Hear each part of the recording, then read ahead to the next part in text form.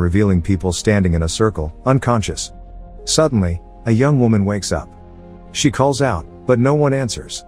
She tries to move in front of herself, but a buzzer rings. She sees that she's standing on a red circle. She tries to move behind, but the buzzer rings again. She tries to touch the soldier next to her, but the buzzer rings for that too. There's a circle glowing on her hand. A man from the other side of the room tells her to stop moving. He says they can see us. She asks questions he can only guess the answers to. Another woman wakes up, panicked. He tries to calm her, but she moves and a beam of electricity shooting from the middle of the circle of people kills her. Suddenly, the lights come on and everyone wakes. One man dies instantly. The first man tells everyone to stop moving, while a cop is looking for his gun. He tells everyone to stand still and not to touch anyone. A beeping sound can be heard and one of the men that was killed gets dragged away, as his hand glows as well. The beeping continues and the electrical charge starts building. It kills the first man before he can speak again. Everyone is panicking now, but as they are calming down, the guy in the hat figures out that he's controlling the lights on the floor. The light stops in front of a woman and the electricity zaps her. As the others ask what's going on, the guy in the hat tells them to see how they can change the lights on the floor. Everyone tries per his instruction and they realize they can only see the light they are controlling. The hat guy says that they are the ones that choose who dies. The beeping starts and another person gets zapped. The beeping starts again as the pregnant woman looks around trying to figure out what is happening. The electricity zaps again and she says that they are actually voting. She says that they're killing off whomever gets the most votes and that they choose by closing their hands. Someone suggests they all vote for the dead one and they all agree, as the beeping is underway. When it stops, someone gets zapped regardless. The next time it beeps, they all try not voting. Suddenly all of the pointer lights come on and someone still gets zapped. The guy in the blue hoodie tells everyone to be quiet and suggests they develop a strategy, so they are able to figure out their situation and stop what's happening to them. His suggestion, to kill the older people first. Hat guy agrees, but not everyone else. Blue hoodie says they should start with the first one on his right and kill them off clockwise. Pregnant lady disagrees, but no one has a better idea. The beeping continues and the first old man begs, but the zapper gets him.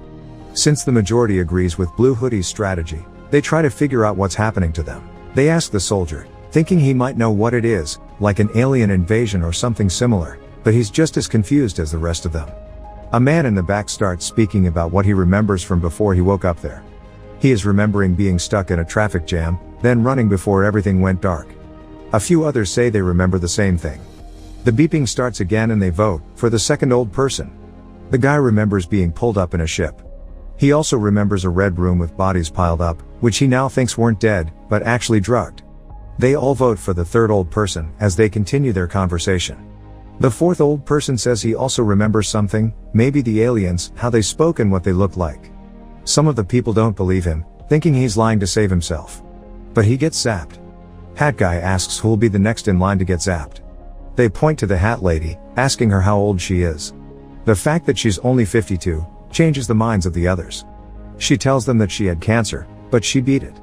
Blue hoodie thinks that since she is more likely to die than the rest of them, she should be next. A doctor interjects, saying that's not true. To that Blue hoodie says that since she's over 50 she needs to go, but some of the others disagree, wondering how low the age limit would get eventually. Blue hoodie tries to convince them of his strategy to no avail. They kill him. Cancer lady suggests that they should start figuring out why they were chosen for the circle.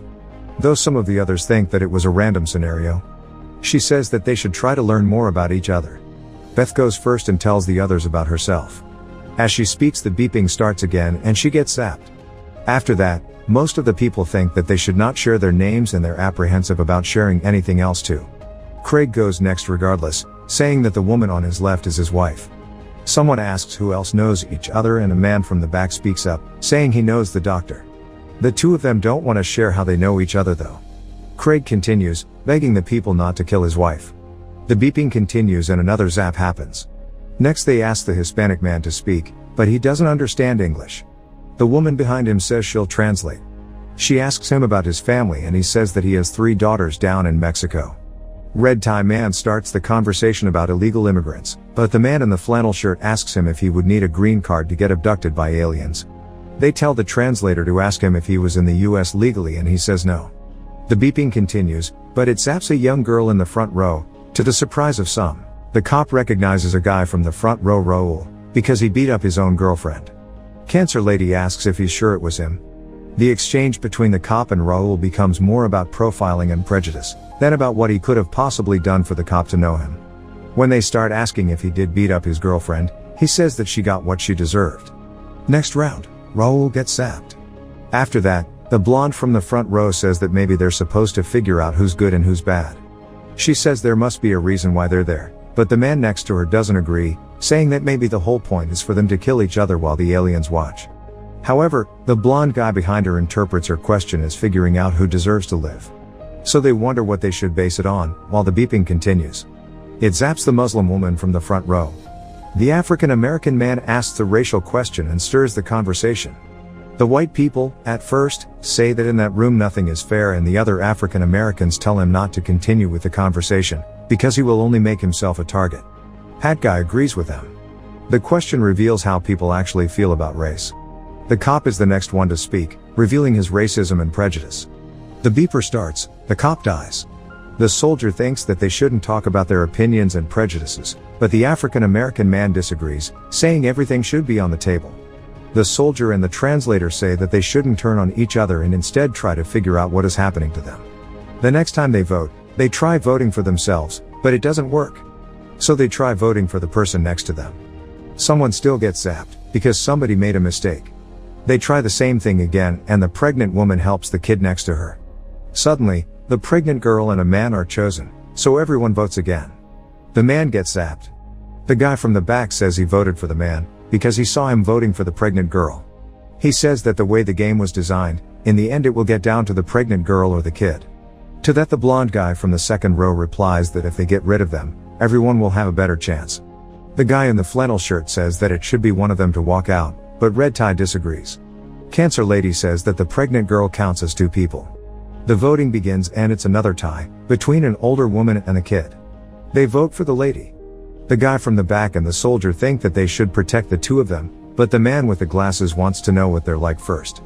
He asks the kid questions when the voting begins and it's another tie, between the pregnant girl and the kid.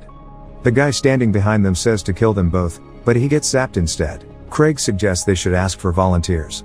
They go around the circle, but no one steps up, until a teenager says he'll volunteer. They argue if they should ask him why he would do it. Eventually he does answer, saying he doesn't want to kill anyone. Flannel shirt says that he's a kid and that it's not fair to let him do it.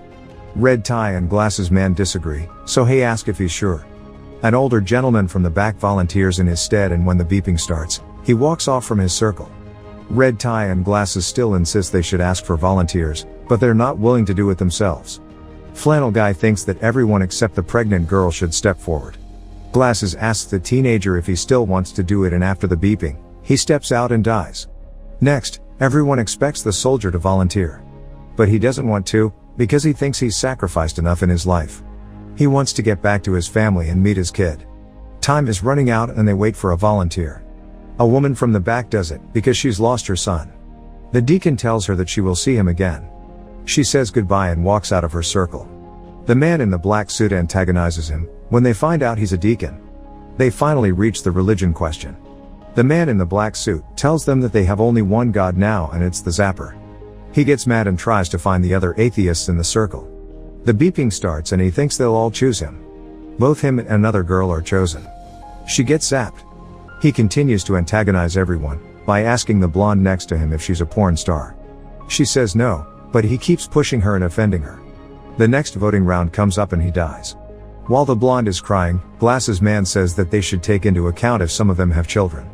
Craig says that him and his wife have a daughter. Glasses thinks that the ones that don't have children should sacrifice themselves. Red Tie man asks a woman from the back if she has any kids or a husband, but she throws the question back at him. While he's answering, another girl gets zapped. Then the woman tells them about her life and they find out that she's gay. Red Tie is clearly a homophobe and the others take offense to what he's saying, so in the next voting round, he dies. Blonde guy asks what happens at the end when only two are left. Would they tie? So the guy in the back suggests that one of the two wouldn't vote and would effectively be sacrificing themselves. Flannel guy says that he would sacrifice himself, and Cancer lady implies that they should pick someone they would trust to make the right decision. The translator says that no one can be trusted. Blonde guy says that they all should decide. The blonde woman asks what happens if it comes down to the two of them. The doctor says they could decide for them. The voting is underway and her and the man that knows her are tied.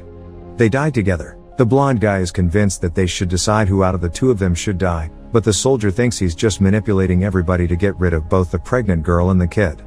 Craig asks who would they choose out of the two, then Glasses asks the pregnant girl what she does for work. The others don't think it's a fair question, as he continues explaining that it's important to know who contributes more to society out of them. The translator says that what's important is that she's pregnant. Glasses antagonizes the pregnant girl when another voting round starts and kills Hat Guy. Flannel asks Glasses what he does and he answers that he's a banker and a contributing member to society. Glasses antagonizes all of them, but the translator gets zapped. Most of the people think that the Hispanic man should be next, when the man from the back says that one side killed the translator because she would never vote for the kid or the pregnant girl. Now that the question of sides is raised, they start counting each other to see which one stands where. Who will be the ones to vote for the girls and who won't? The vote begins and the kid and the Hispanic man tie. He sees what's happening and he sacrifices himself for the girl. Glasses antagonizes the soldier and he aligns with the side that wants to kill the two girls. Him and the blonde guy get the couple and the African American man on their side. The voting starts. The kid is in a tie again, but this time with Glasses. The African American man and the blonde man say that they should let him both die. But only Glasses dies, because the wife changes her vote. They find out it was her, but she says that she didn't change it, she just didn't vote. Flannel guy says that they all know that they will die and that it's better to go out with some dignity. Craig thinks that he's implying that the kid should die and the pregnant girl should remain last. The blonde guy wants to get the blonde woman on his side, but when he can't, he says that they should vote for the flannel guy so that they could even things out and have more time to talk about everything. They vote for the flannel guy. Next, they try to find the majority for each group, so the soldier suggests they vote for the wife, to test the husband. At the last second, Craig switches his vote and the soldier says that they all vote for the African American man. After he dies, the blonde guy gets angry at Craig and says that they're probably not even married, trying to turn everyone else against them. They all start asking them questions, but the wife caves when one of the women asks for his name. She doesn't even remember when he said it before. Craig caves and says it was her idea, but they still kill him. The fake wife tells them that she didn't lie about her kid. The blonde guy keeps reminding everyone that they are all killers, but he promises the wife that if she joins his side, he will keep her alive. He asks the older man what side he's on, but the man doesn't speak. Then he asks the woman next to him to join him by playing on her feelings about her family. The voting begins and ends with a 5-way tie between the blonde guy, the soldier, cancer lady, blonde woman and the gay woman. Only the blonde guy remains after the revote. The deacon is crying and the blonde guy continues with his strategy, then asks the pregnant woman for her vote. She says no. The guy in the back stays on his position about the strategy.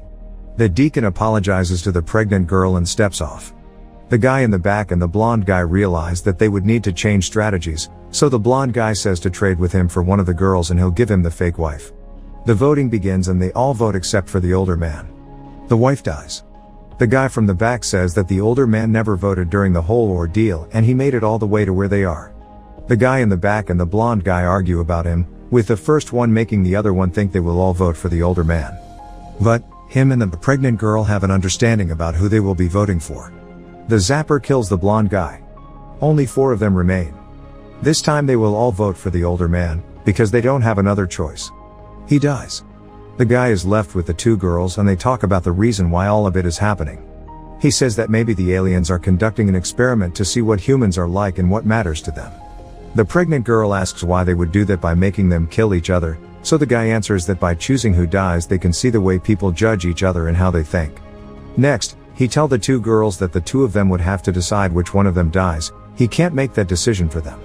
The kid cries, because she's made her decision. She'll go, for the sake of the baby. He tells her that they'll go together, but at the last minute when the kid steps out of her circle, he votes for the pregnant girl. Both girls fall over, but nothing happens, he's still trapped in the room. Another vote begins, he curses the aliens thinking that they'll kill him regardless and he doesn't vote. When the beeping stops, he sees that he's tied with the baby and has to choose between the baby and himself. He chooses the baby to die. He wakes up outside looking up at a spaceship. When he stands up, he sees that there are more than one of them. He played everyone in the room to get to the last round of the voting circle, knowing what he would do if he got there. He saved